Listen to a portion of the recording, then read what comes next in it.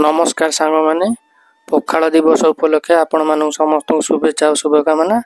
आज आमर पखाल रे पड़ी दही कंचा लंका लेंबू आउ भुसुंग पत्र आ फुटण फुटाई पड़ी। एठी आमर भजा आइटम उपर अछि कखारु भजा बिलाती चटणी काकुड़ी धनिया पत्र पियाज कंचा लंका लेंबू लुण। आउ गोटे आइटम एठी अछि सबुठु बढ़िया आइटम बड़ी चूरा एठी बैगण भजा आलू भजा भेंडी भजा चिप्स ये बैगण झुडंग और आलू पड़ी गोटे चिप्स है।